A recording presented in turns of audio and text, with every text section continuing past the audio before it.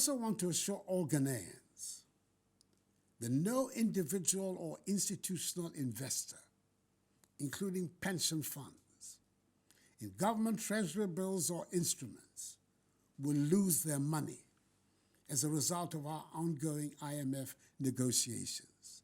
There will be no haircuts. So I urge all of you to ignore the false rumors.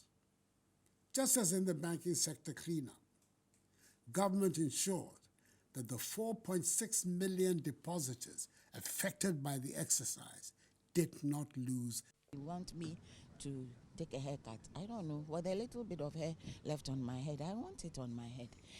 I'm not going to take a haircut. And I'm not encouraging any Ghanaian to take a haircut. Patriotism is on various levels. And I think most of us have already chalked 99% of patriotism at this time in our lives. And now, all of a sudden, it's a contract, isn't it? Mm-hmm. And you virtually want to, at gunpoint, force them to agree with you that the repayment or the yield of their investment should be as you dictated. As you dictated. Why? And at the same time, why are we in the mess we are in? Nobody has fully explained to us. Yes, debt. Okay, fine. We took debt. What was it used for? Where's the accountability? The return on your bonds, it's about 18.5% on average. Okay? So looking at all of the categories, we say, well, these are retirees. Let's include those 59 who will be 60 this year and give them 15%. So the fight that we are presumably fighting here is the difference between 15 and 18.5%. The cost of that may be that we may not get an IMF clearance. And then your issues of inflation, capacity to pay, takes on a different hue. So my challenge really, and I spoke to Doc a bit about it, is that, look, what you have done is incredible and is great. Now we're at a point where, what is the Dinkra symbol? Or else the nation will come to a halt. So we've now brought you from 0 to 15, really 3.5 basis points between what you would normally get to that, and also move the whole maturity period from the 12 that we had prescribed at the beginning to 5, knowing very well that at least a third of you have maturities way beyond even the 12. Okay, so at this juncture, looking at what we have been able to do, being really very clear on where we are as a nation and what part of the contribution you want to. So I want at least one of you to tell me exactly what it is that is so egregious. I also want to assure all Ghanaians that no individual or institutional investor, including pension funds, in government treasury bills or instruments, will lose their money as a result of our ongoing IMF negotiations. There will be no haircuts. So I urge all of you to ignore the false rumors. Just as in the banking sector cleanup, government ensured that the 4.6 million depositors affected by the exercise did not lose their deposits. Then his next point is that this is voluntary. So if you decide not to join, why would you still want to be exempted? You can, as they say, self-exempt yourself. And then I, coming from where I'm coming from, would have just said, Mr. Minister, you are a securities market player. You know, he was at Data Bank. Right. When I was the Director General of Securities and Exchange Commission. I say you are an operator in the market. You also used to be a regulator of the securities market. So the two of us, we know. And frankly, honestly, the two of us know that there is a difference between having been exempted and you opting out of the program.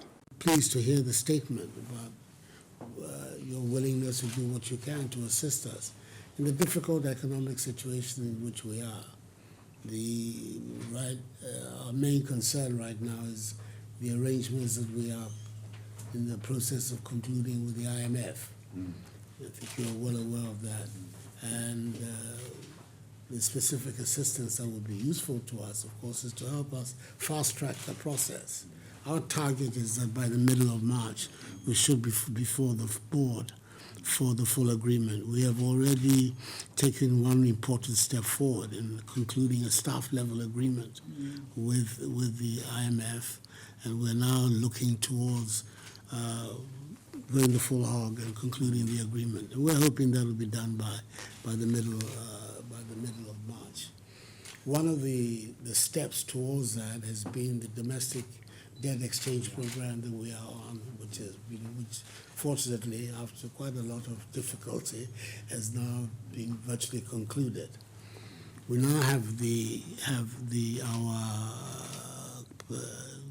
relations with the Paris Club, the common framework, and we are looking for, as quickly as possible, a creditor committee to be established, so we will have the body with whom we can engage to bring those discussions as well as quickly as possible.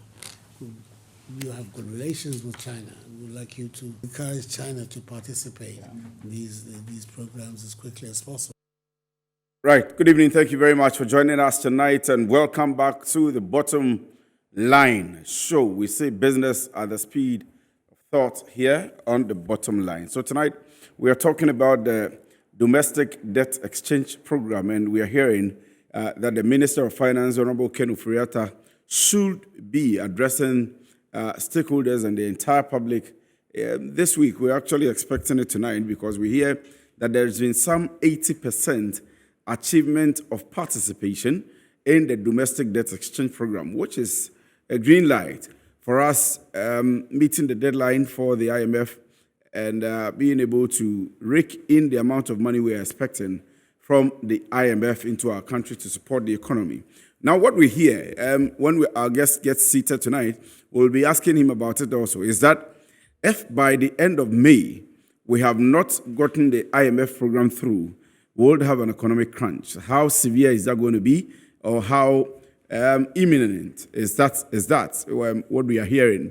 And all of those things are what we are looking at. And this is the reason why the Minister of Finance, the ministry itself, and maybe the Bank of Ghana, and all of the stakeholders have pursued with a sense of urgency the action of getting the domestic debt exchange program elapsed, and then bringing on board the external program as well, to be able to go through all and then finish the IMF program. Tonight, we'll have a very important guest to be speaking to us on all of these and the achievements so far as announced by the Ministry of Finance. We'll be learning a lot more about the domestic debt exchange program. There is still a lot more questions to be asked. And we've seen the President speaking, we've seen pensioners picketing at the Ministry of Finance with the former Chief Justice herself joining the picketing.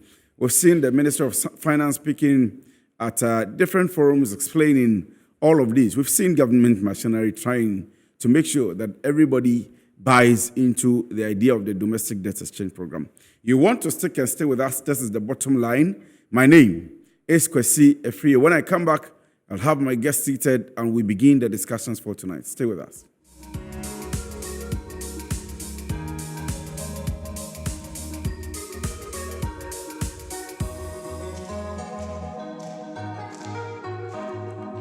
Right, so you're welcome back from the break. This is the Bottom Line. We've already played some videos for you, and let me quickly introduce my guest. I'm sure I'll go back to some of the videos again, and then I'll come back to him and begin to speak to him. I have in the studio here an economist, let me put it rightly, and financial analyst, Dr. Daniel Amatei Anim-Prempeh. Doc, good evening. Good evening. I hope I got the name right. Yes. And thank you very much for joining us.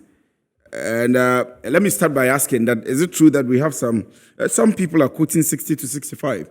Others are quoting 80% participation of the domestic debt exchange program.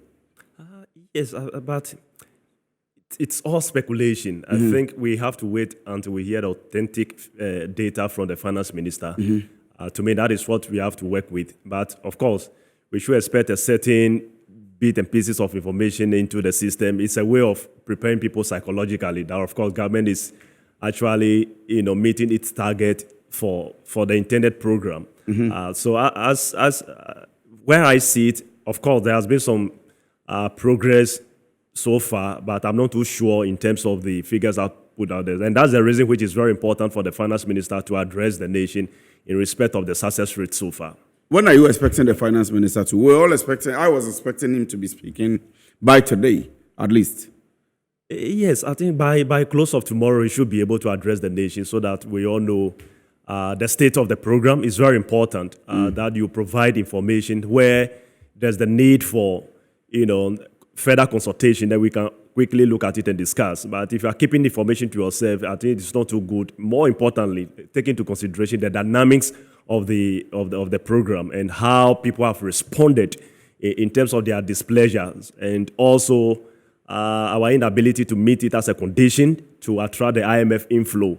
So these are critical issues that I am of the view that information ought to be released on a timely basis.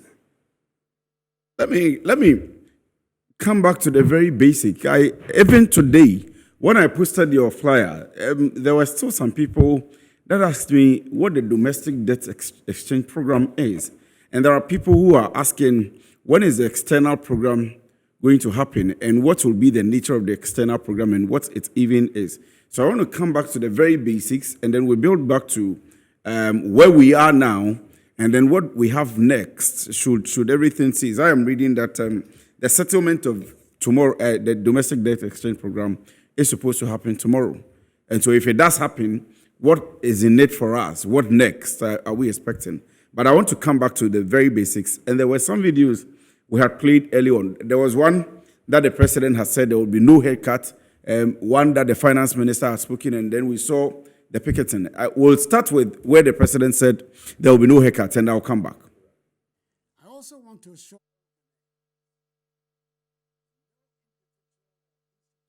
investor. I also want to assure all Ghanaians that no individual or institutional investor, including pension funds, in government treasury bills or instruments, will lose their money as a result of our ongoing IMF negotiations. There will be no haircuts. So I urge all of you to ignore the false rumors. Just as in the banking sector cleanup, government ensured that the 4.6 million depositors affected by the exercise did not lose their deposits. Dr. Anim-Prempeh is here. Doc, is there a haircut now? Certainly yes. The president had made an emphatic statement, and that's why we had to play the video back to you, that there will be no haircut. And this comes on the back of the president having spoken some time back that we are not going to the IMF. Vice President, let me be specific on that one. But we ended up going to the IMF. E-levy, we had put E-levy out that it was going to have a certain level of achievement. And here we are now having a haircut. And that's why I wanted to, we are learning from you that is there a haircut per what we are having now? It's certainly so. You see, it appears right after COVID that the managers of the economy, and specifically, I'll put it at the doorstep of Honorable Finance Minister, it appears they've not been finishing His Excellency the President with reality on the ground. Okay, and that's the reason which you see the President coming out to make audacious statement with all the authenticity and authority that a president ought to deliver a speech, and thereafter, the reality is at variance with the statement. So it appears they've not been finishing right, but there's a certain trust, a certain degree of trust that he reports in the managers of the economy. If you recall, just like you rightly said, the president coming out boldly that yes, of course, we're going through some challenges, but nothing will happen, even to the extent that it will not affect pensioners. But what are we experiencing today? That is the first thing. If you rightly said, during the e-levy, and I have the privilege of engaging government officials on a number of platforms, I have indicated that even the e-levy, as at that time, the e-levy is not a game changer. And we should be careful because... But we thought it was. We were expecting some 6 million or billion cities from there to be able to cushion the economy. And what we think now is that we are in this situation because e-levy didn't work. That's the kind of perception. Look, where I have indicated, I think on a number of platforms, I don't know if I can mention that. Oh, you can go ahead. I think somewhere August I had a program on, as I say, radio, where I've indicated clearly that looking at the dynamics, in fact, the finance minister and the managers of the economies are not telling us the reality on the ground. But where I sit, I have seen a very big hole in terms of our financial management mechanism. And I recall using this particular phrase, that where the economy is heading towards to, we may suffocate this economy. Precisely the phrase I've used. And I had a government official on the platform. I think the research officer at the presidency, Richard, the former executive at the Dankwa Institute. Okay, Richard Ahiamba is the NPP's communications director. Very well. You know, very keen on it that e-levy is going to solve our situation. I told him, no, I've indicated that e-levy will never be the game changer. And there's a need for us to engage the fund as early as possible. Okay, so answering you, it appears that there's a variance in terms of information delivery from the managers of the economy to the presidency. So that's but this will be detrimental if we are to accept what you're saying. That's the reality. There is a whole entire economic management team, and I believe that even the national security does some kind of work also on the economy and should advise the president that this is how the economy is going. Look, they knew we having issues and challenges, but where I sit, it appears that they have a way of presenting this reality to His Excellency the President for him to believe that things are going on very well and we could recover very soon. And in fact, even at the time that we were accumulating debt, I was of the view that even borrowing is not a bad thing. That's the basic principle in finance. Okay, but what is key and critical is your ability to invest the debt into critical sectors of the economy, which will have a ripple effect. If you are not able to do that, you'll be in trouble. I recall vividly sharing a platform with some economists as well as government officials that they cited Japan, USA people borrowing, and I told them, look, they need to understand the concept. Look, I even told them that a company in Japan or USA, let's say GDP of Toyota International, it's even more than our GDP as a nation. Yes, of course. That I agree. So if you are borrowing and you are accumulating debt, the question you should have is that what is backing in that debt? At what point can you generate sufficient inflow to be able to meet it? So you don't say USA. USA, of course, by virtue of the currency, they can print money into they speak about one district, one factory, one village, one dam, all of these projects, which are supposed to help generate funds at some point in time. In fact, let me be very frank and factual with you. The 1D1F, it was a very good concept. I recall being the first person to have written a piece on it. Even recently, a master's student, I think PhD from Oxford University, called. He was doing some work, and then when they Google happened to see my name. But I indicated, but there's something we call the halo effect. Those of it that we are emerging, because most of the things that I have predicted happens to be precisely that. But of course, because we don't carry a certain weight yet, when we make a statement, it doesn't attract a banner headline. Yes, no, I get it. Yes, but I have indicated. Look, I said that 1D1F is a very good concept on paper, but where to start with is ensuring that we identify the existing industries on the ground by a way of deliberate policy. We support the existing industry to expand productive capacity. That should be the genesis. So, for instance, we have CPC, Cocoa Processing Company. How do we invest into that one to expand productive capacity add more value to our cocoa beans for exportation and attract more inflows, employ more people as the beginning of the policy. Then we now, within the medium perspective, we zoom into grain areas to start establishing new industries. So you recall that as much as we have 1D and 1F on the ground, the impact has not been that very massive in terms of job creation, in terms of absorbing the shocks within the domestic economy. And that is where government has missed the equation. I have indicated clearly that is a very good concept, but start with what you have. Strengthen the existing structures, and you springboard to other areas. I didn't want to go into that because that's not the main point. But however, they mentioned some green and yellow, and so some of these were existing companies that they supported to expand, to be able to produce more. And then there were some of them, I think those who were on the brown or gold, who were starting afresh. So they somehow captured what you're talking about. Even though I am of the view that they should have focused mainly on agric and then begin to now gradually move into industrialization to be able to expand the economy. Yes, in terms of the callers that we have been, in terms of even the existing, not much has been done about it. If you recall, I mean, you are a journalist, you have been reporting. The focus is we have established some small one-day company somewhere and started counting the numbers. It's a very good concept, and I've said it over and over. But I think in terms of the mechanics of its implementation, that is where the government got it wrong. They, just like you rightly said, they should have focused more on where we have our competitive urge, agric and other existing institutions. If they have done that, respectfully, I'm of the view that that would have been better than what we have now. And so you're of the view that the president was not advised well when it comes to the haircut or the economy. I mean, in the last few months, you think that the advice has not been as it should be economically. Let me give you another empirical example. Right. On the eve where the president made the declaration that we'll be going to the IMF, there was a press release from the Honorable Finance Minister that we are a sovereign nation and there's no way we'll resort to the IMF bailout. Yes, we're a proud one. I remember that very one well. as well.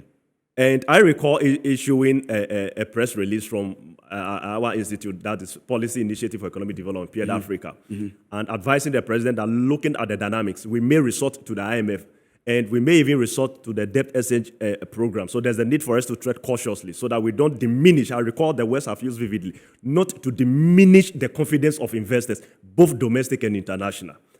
So it is evidently clear that the managers of the economy, and by extension, the Honorable Finance Minister, they've not been advising the President in terms of the realities on the ground. Other than that, I mean, this is data. I mean, this is not, I mean, you have the data, you know, your finances are not good, repayment is maturing, and you have to meet obligation, and you don't have the money. Bank of Ghana reserve is depleting on a daily basis, and you cannot put these things together and tell His Excellency, look, we are at the point where we need to go to the IMF.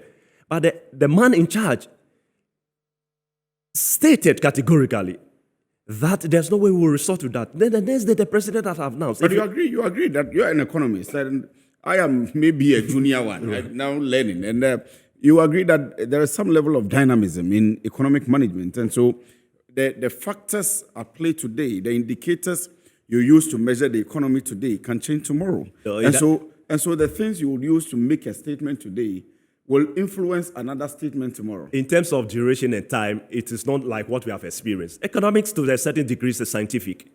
I mean, we are playing with data. I mean, in a space where you have shocks, you have external shocks that you cannot control, like COVID and Russian-Ukrainian war, and all of the global economic crisis that we cannot control as a country. That should rather inform you that, look, these dynamics will not help you in terms of your domestic revenue mobilization. There's a need for you to seek for external bailout. And so you don't say we are not going to IMF?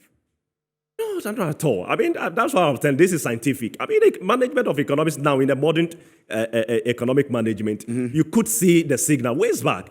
And even to the extent that a day before, say you have indicated categorically that indeed we will not go to the IMF. I see it to be... in fact, I used to respect the Honorable Finance Minister.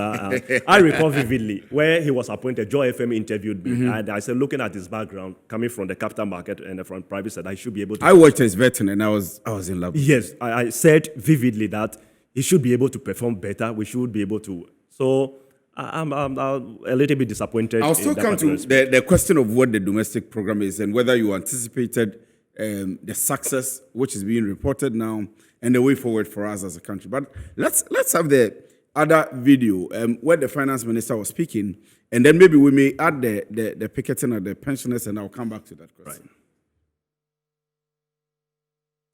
The return on your bonds, it's about 18.5% on average, okay? So looking at all of the categories, we say, well, these are retirees. Let's include those 59 who will be 60 this year and give them 15%. So the fight that we are presumably fighting here is a difference between 15 and 18.5%. The cost of that may be that we may not get an IMF clearance. And then your issues of inflation, capacity to pay, takes on a different hue. So my challenge really, and I spoke to Doc a bit about it, is that, look, what you have done is incredible and is great. Now we're at a point where, what is the Dinkra symbol? Or else the nation will come to a halt. So we've now brought you from 0 to 15, really 3.5 basis points between what you would normally get to that, and also move the whole maturity period from the 12 that we had prescribed at the beginning to 5, knowing very well that at least a third of you have maturities way beyond even the 12. Okay, so at this juncture, looking at what we have been able to do, being really very clear on where we are as a nation and what part of the contribution you want to. So I want at least one of you to tell me exactly what it is that is so egregious. Then his next point is that this is voluntary. So if you decide not to join, why would you still want to be exempted? You can, as they say, self-exempt yourself. And then I, coming from where I'm coming from, would have just said, Mr. Minister, you are a securities market player. You know, he was at Data Bank. Right. When I was the Director General of Securities and Exchange Commission. I say you are an operator in the market. You also used to be a regulator of the securities market. So the two of us, we know. And frankly, honestly, the two of us know that there is a difference between having been exempted and you opting out of the program. You want me to take a haircut? I don't know. With a little bit of hair left on my head, I want it on my head. I'm not going to take a haircut. And I'm not encouraging any Ghanaian to take a haircut. Patriotism is on various levels. And I think most of us have already chalked 99% of patriotism at this time in our lives. And now, all of a sudden, it's a contract, isn't it? Mm-hmm. And you virtually want to, at gunpoint, force them to agree with you that the repayment or the yield of their investment should be as you dictated. As you dictated. Why? And at the same time, why are we in the mess we are in? Nobody has fully explained to us. Yes, debt. Okay, fine. We took debt. What was it used for? Where's the accountability? You're welcome back from the break. Now, Richmond in Tema says the minister is the sole advisor of the president, trusting the cousin and not the economic management team, which would have told the press the truth. It's a family affair. We are giving tax exemptions to family and friends into hotels and hospitality industry, whilst we reduce that of agricultural inputs and expect to improve productivity with high cost of fertilizers, which should wake up and shine our eyes. Edwin Tamale sent in that one. Now, please stop calling the line. It is for WhatsApp or text messages only. So just send in your message and don't call the line. It's on the screen now. It's only on WhatsApp. We read only on WhatsApp messages.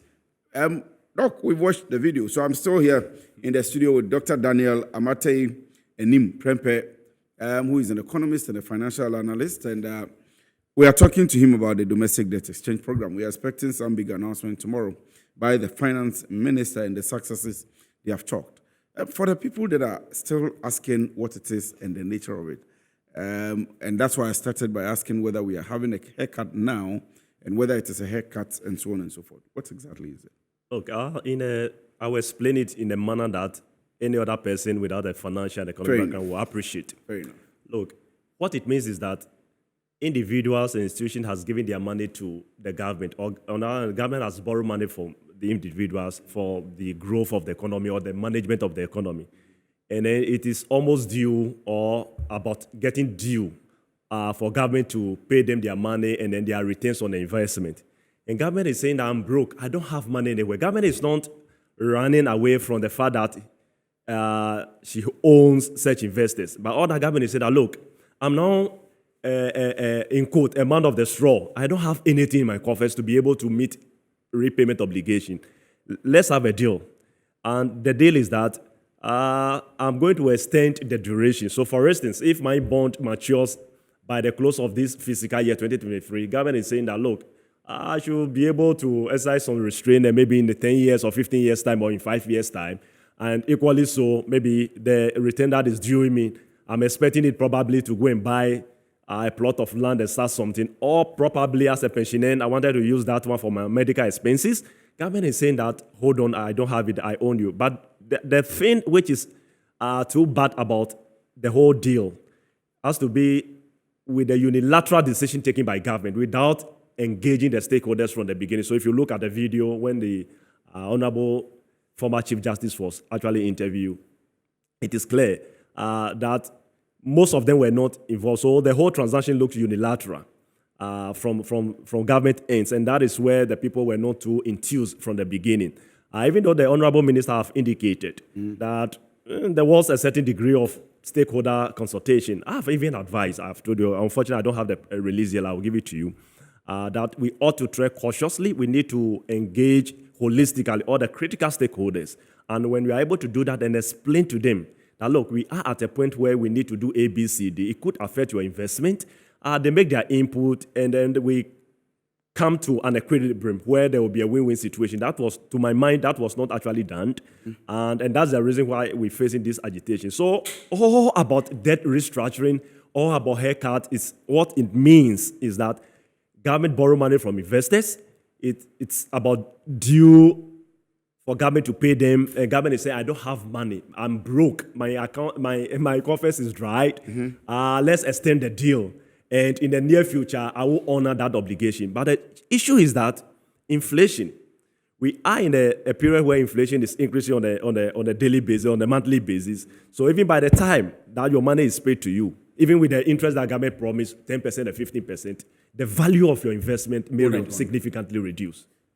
Did investors have the opportunity to get onto the program or not? Where I sit, and the kind of information that I've gathered, even both from the side of investors as well as government, it appears largely that opportunity was not given to them. Yeah. Government has come out to say that it was optional for people to get on or not. Even that option, it's just like saying that, look, you are saying it's optional, come subscribe to it. But if you don't, it doesn't mean that you are getting your money. So technically, it's not optional. You see, optional means that if you don't subscribe to it, then you may get your money, but probably the interest without the interest. Very well. So I'm asking because we haven't seen a very clear understanding, maybe from government's communicators, on if you are not subscribing to it individually, you say you are not going to do it, you will get your money today. We haven't seen anything. You are not going to get it. I think the finance minister have indicated that, I think in one of the press releases, that even though it's an option, but the advice is that it is in the interest of investors to opt for the debt restructuring. So even if you don't opt for it, I mean, you will even find it difficult in the near future to be able to have access to your money. And that's the reality. In fact, they have packaged the whole thing in a very professional manner that this question you are asking is not visible. So it's good that you are bringing it out. If you don't opt for it, I mean, you find it difficult getting your money. That's the reality. And we all know, I mean, even you may have the right even to go to the court and the processes, the monies that you pay, and by the time you can. In fact, the government has announced I'm broke. So I don't even think, even when judgment is entered in your favor, how are you going to get that money? Okay, so that word, that is optional. Technically, it is not. Did you anticipate, I mean, ahead of time, what we are reading today, a successful, or at what successful rate did you anticipate the domestic debt exchange program to achieve? In fact, the first time when the government announced it and they used the word stakeholders were, engaged and a whole lot, I trusted that statement, and I'm of the view that, of course, we could have a very successful rate, maybe 70, 75, 80%, and everything will move on smoothly for us to be able to meet the IMF condition. Then the stakeholders started agitating that they were not the labor unions, the pensioners, and all of these whole lot. I recall sharing the platform with the labor union, and I have even appealed to their conscience. Now, look, when they move into the negotiation, they shouldn't be too, take a strange position. They should also look at the other side of the coin, which the gentlemen agree. Okay, so these are the realities on the ground.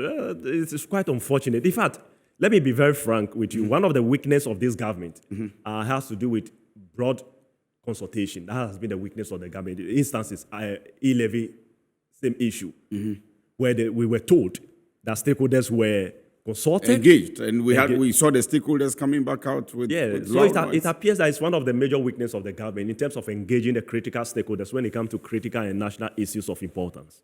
We have gone back and forth on this. Government, yes, should have engaged. Government should still engage. Government should continue engaging even after the deadline has elapsed and so on and so forth. And you have put it very rightly that government needed to have engaged. But I asked the question because this is not the first time any country is going through a domestic debt exchange program. And apart from the engagement, I want to ask, what were the other options as an economist available to government? Was it only because we've seen pensioners go on to the ministry to picket and say, take us out? We saw labor unions go, even the Ghana Medical Association say that if you don't take us out, we are going to sit down in the house and we are not going to the hospitals to treat people. We've seen other unions come out. It's only recently that we saw the Ghana Insurance Association, we saw the bankers, we saw this, we saw that, people signing onto it. Were there other options to us as a country or to the ministry or to government to pursue? We've seen Brazil go through a domestic exchange program 2 different occasions successfully, almost 95 or at least above 90% successful rate. And here we are going back and forth with all the stakeholders that are supposed to make this successful. It's all about communication and the inability of government to be factual with the realities on the ground. But at the time where we're going through difficulties, we were made to believe that things are getting okay. So when you create a picture that you are a superman in terms of economic management, and even in the midst of the chaos, we have what it takes to immediately manage the situation, and you've raised the expectation of the citizens, they will measure you by the same stick. And exactly what happened in our case. In other economies, admittedly, you will see the president coming out to look, we are in the difficult things are getting on where we want everybody to come on board. Almost every government communicator will admit that we are in a difficult situation. There's a need for us to do something about it. But in our case, the narration in terms of communication management has not been too smooth in my view. And that may have accounted for the kind of resistance that we experiencing or government is experiencing from the stakeholders. And I ask again because, I mean, there is a report I'm looking at here, okay. I think by Emmanuel by Simmons, and there are other examples in other countries where it's been so easy, and you cite the communication. I agree, but apart from the communication, are there other means or other stakeholders maybe government could have, or other options government could have resorted to? Look, even the banks and insurance companies that you mentioned that they've subscribed, they have no option because they are heavily regulated. There's no way the banks, with the pressure from Bank of Ghana, they will say no. because they are heavily regulated by by Bank of Ghana. But medical association are not regulated by. That answer alone will let me go. Right. Let me just move on. But this is where we are now. If the finance minister speaks tomorrow, it means we are moving forward. What's next after tomorrow? Yes, we need, the fact of the matter is that we badly need the IMF liquidity or fund into the economy. That is factual. And then let me do that follow-up on that Right, one. okay. Is it also true? We have read that by May, if we don't have the program, the economy is going to crash. And by how? Well, the economy will crash. Is dependent on a certain data that will be finished, or the finance minister will furnish all of us with. And then the definition of crash in that sense. What it means is that what I know is that our reserve at the Bank of Ghana is depleting on a daily basis, and an economy that is largely import-driven. So you should expect people demanding, or you should expect the demand for the dollar for importation into the economy. So once you don't have reserves, that aspect of the economy or that sector of the economy could be sacrificed or crippled, so to speak. So it is against that backdrop that we need the IMF fund to be able to bring about macroeconomic stability. That is very key. In fact, the IMF money is not bringing about growth, and it will not bring about growth of the economy, but what it seeks to do To stabilize it. to stabilize the economy, that we need it badly, to be able to stabilize the economy so that we can now focus on rolling out programs that will bring about the growth. Is it the money or the conditions attached to the money? Oh. Because if it's the conditions, then why are we not able to pursue those conditions on our own without the money coming in? It's a condition, that big eye that will be on you. And on our own, we have proven that we couldn't have done it on our own. Look, in 2015, when we went for the IMF program, and IMF eye was on us, and we came out from the program immediately, our hands were up. If you recall, even at that time, IMF was insisting zero BOG financing to government. Lead. Monitoring the system, fiscal discipline, and we're able to successfully. Right after that, on our own, we couldn't manage it. So we need to, as a people, here I'm referring to people that we invest power to be able to manage the affairs of the nation, to be disciplined, physical discipline, to do things that will ensure that on our own, we'll be able to manage the affairs of this country very well. And we have proven over the period that on our own, without a referee or without a policeman in that sense, IMF or whatever. That's why I'm confused. Honestly, I'm confused. Why is it the case that on our own we can't? Bank of Ghana will still increase the MPC rate to control inflation, and the inflation still keeps rising.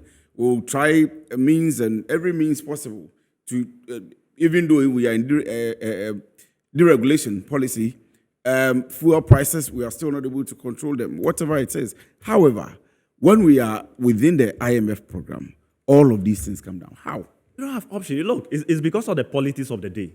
So, for instance, Bank of Ghana is supposed to be technically independent in terms of managing the monetary aspect of the economy. But of course, what I know, and this is factual, receiving just a call from the presidency, and then as a governor, because of the political pressure, you are not able to take a very firm professional decision. And in this part of our world, professionals find it difficult to resign, or like the other side, or like our peers. Yes. It will come, the next day will organize a press conference. I'm sorry, the kind of pressure, it has variance with my professional expertise. And then the person will resign. In our case, it's not. So, and then political decisions, we just wake up one day, probably president visiting my village, knowing that there's a huge potential, getting some votes there, make some promise, no value for money, our weak internal control mechanisms, so these are, our political economy, we are not able to manage, that's the fact. And then it calls for a very deep research. It's good that you asked this question. Could it be traced to academia? Whether the people, but of course, if you look at our law, today as I sit here, if I want even a clinic job from Metro TV, you ask me for my basic level of education. People that we hand over power, or power is given to them to manage affairs, in our constitution, you only need to be a Ghanaian and above 18 years or so without any criminal record. That ends it. And look, as you sit here, if you have all the knowledge and you have the money, there's no way you become an MP and become a minister. There's no way nobody will appoint you. So it's the politics of the day. It's quite unfortunate, but that is where we are heading towards to. And people who goes into politics goes there for financial gain. Look, interview any other young man that is trying to go into politics just to sort themselves out. So we are losing it. That axiology, that value system that we used to have, We are losing it gradually, and then we need to pay recourse to that if you really want to put things into perspective. Not that they don't know all these kind of things that we are sharing here. They know it. If you take any of our policies, beautiful policies. Or do they listen to you? Do they engage you? I mean, a typical program like domestic debt exchange, you should have gone through maybe some of the universities, the economic departments, some of you who are speaking on the program, even to get you to engage some of these stakeholders. And I'm thinking that the education-wise would have gone far. We sitting home listening to you talking about DDE and asking us to, get on board would speak a lot for us. Do they listen to you, the academia? Yeah, in fact, they are supposed to, but politicians don't like intellectuals. That's a fact. Maybe tomorrow when I go into politics, I may be, but I hope so. I will not. You are an economist, so when you get into it, you have to run through it with In fact, they don't like, because if you study politics very well, the way they take decisions, they want to move very fast at certain things. They don't like intellectuals who do a critical analysis of issues, look into the medium and long-term perspective. They are always short-sighted. Let's do this because the focus is about winning political power. And that's the reason which we need to pay focus on our nature of the politics that we are doing it, because it may not order well for the nation. But it's the same politicians that set up NDPC to do the planning and the economic planning and everything, and they are supposed to follow. But I have, and I'll let me speak to that. Let me allow you on that before. Oh, no, I just want to say it's just cosmetic. Let's put the structures there for people to know at least we know what it takes to transform the economy. Let me ask you this one before I go into my text messages. I'm receiving a lot of text messages, and I'm saying that please do not call. You can just put in a text, and I'll try and read. Please do not call. It's a WhatsApp line. And when are you expecting the external debt restructuring? In fact, that one, I think it needs, where I sit, it needs a lot of lobbying. If you recall recently, when the German Disney visited, we took the advantage and we're asking them to talk to China and so that country on our behalf, because you need to play that game very well. Within the domestic space, you have that control. Yes. Because, in fact, the impact of this exercise, if it is not well done, which I have indicated before, is that in the near future, we may not have that credibility to borrow from the capital market, and it could be fatal. So I think the government is playing it very safe, trying to manage it from the background, so that by the time we move into that particular space, we will not have so much resistance like what we are having or experiencing domestically. Trusky from Anim-Prempeh says, please ask the economist what will be his decision if he's a private bondholder. What will be your decision if you were a private bondholder? It's a very simple question, but a difficult one. As an individual, I have even indicated that our pensioners should be exempted from the program. Okay. As an individual, what it means is that my ability to invest into government bond in the near future could be hugely diminished. Because what is happening now has defied the theory that government securities is the safest in the investment arena. Can we... Oh, you want his number? Can we please get his number? He's too good. Okay. We'll see about that. We'll have that one. Good evening. Okay. Government is clueless and they don't want to sacrifice who they want to sacrifice them. Cut down your expenditure so that the bondholders too can sacrifice. A word to the wise is enough. From Ibrahim, Isaka, Kaswa. Benjamin Sam says, I know treasure bills are exempted, but can I know if the returns are being paid upon maturity?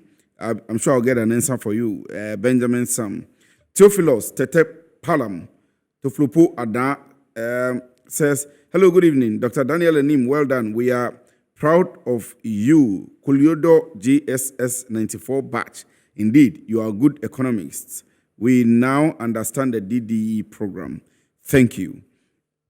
Clement Azul from Bongo says, though the recent economic catastrophe is damaging everyone, individual bondholders should resist any attempt by the government to tamper with their investments. Ghanaians certainly need to be respected. The president should continue to bathe. That's party's politics. I would run away from it. Ghana is broke under Akufo-Addo. Charles from Gold Coast High Street sent in that one. The people are common nation looters since their forefathers' time. Seth in Achimota sent in that one. The president made that statement when there was a rumor all over that people were going to lose 30%. Yes, this is true.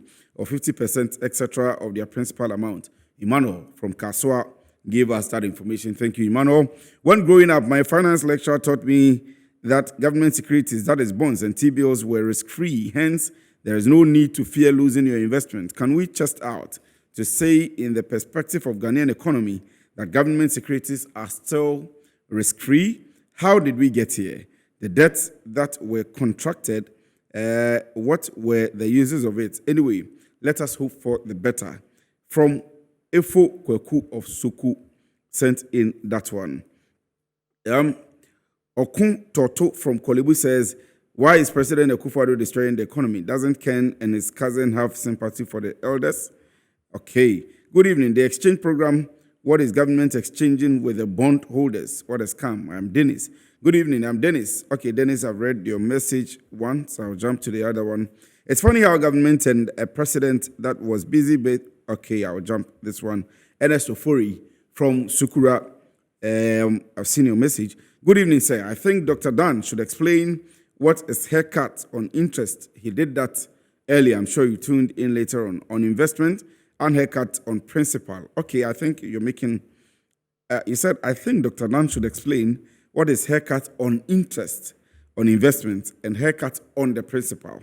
I believe what the president meant was that there was not going to be a haircut of the principal amount. Doc, so this one is asking, he is asking, Emmanuel from Kaswa says, a haircut on the interest of the amount you have invested and the haircut on the principal you have invested. So we'll get that explanation for you. We're actually running out of time. Let me see if I can pick just one or two. And I'll add. Good evening, sir. The government think that this so-called debt exchange program is going to be a remedy to economic woes. I think the program will not solve the economic problems like the way the e-levy could help the nation. If we do not address the issue that has brought the country to this mess, these so-called interventions will have no effect on the economy. Thanks from Honorable Joseph Amanfo Egan, Assemblyman for Old Court Electoral Area. Mori is in the central region.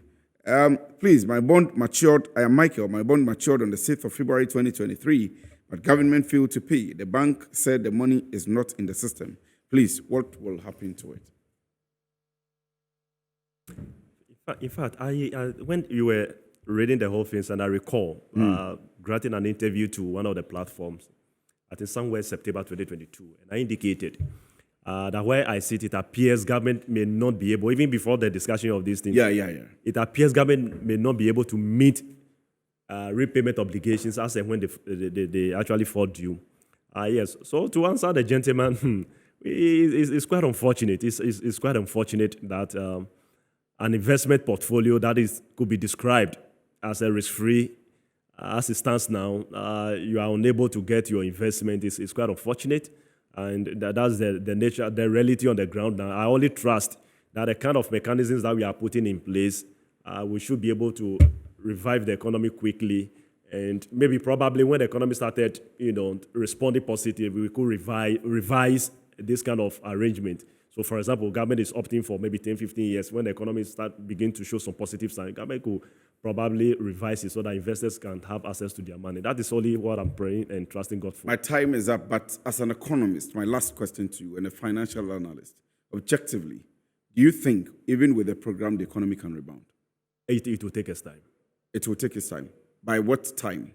Look, in fact, what is happening now, for any positive response, it should be after 5 years. After 5 years? Telling you. You're not expecting signs of rebound within this year? No. Even with the IMF program, you are not expecting some stability and then some return to growth within this year? It will, as for stability, we will achieve that stability. But in terms of real growth, that could impact on the living standard of the people, I'm afraid it will take us 5 years for this womb to be actually healed.